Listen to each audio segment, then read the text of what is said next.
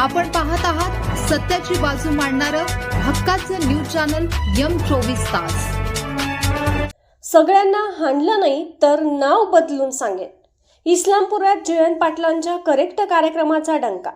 राजकीय वर्तुळात करेक्ट कार्यक्रम करण्यासाठी प्रसिद्ध असलेले राष्ट्रवादी काँग्रेसचे प्रदेशाध्यक्ष जयंत पाटील यांनी पुन्हा एकदा आपला बालेकिल्ला शाबूत राखत विरोधकांना धूळ चारली आहे।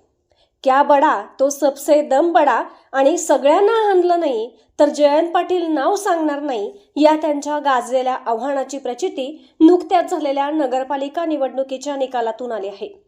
ईश्वरपूर नगर परिषद निवडणुकीत जयंत पाटील यांना खिंडीत गाठण्यासाठी भाजपसह महायुतीने तगडी फिल्डिंग लावली होती। दिग्गज नेत्यांची फौज आणि रणनीती आखून पाटील यांना घेरण्याचा प्रयत्न झाला, मात्र जयंत पाटील यांच्या संयमी पण तितक्याच आक्रमक डावपेचांपुढे विरोधकांचे सर्व प्रयत्न निष्फळ ठरले। अत्यंत चुरशीच्या ठरलेल्या या निवडणुकीत जयंत पाटील यांच्या नेतृत्वाखालील पॅनेलने 23 जागांवर दणदणीत विजय मिळवत विरोधकांची अक्षरशः हवा काढून घेतली। या विजयाने सांगलीच्या राजकारणात पुन्हा एकदा जयंत पाटीलच किंग मेकर असल्याचे सिद्ध झाले आहे। विजयानंतर इस्लामपूर शहर आणि राजाराम बापू कारखाना परिसरात कार्यकर्त्यांनी मोठ्या प्रमाणात बॅनर्स लावले आहेत। यावर जयंत पाटील यांचे सगळ्यांना हाणलं नाही तर जयंत पाटील नाव नाही हे वाक्य मोठ्या अक्षरात झळकत आहे।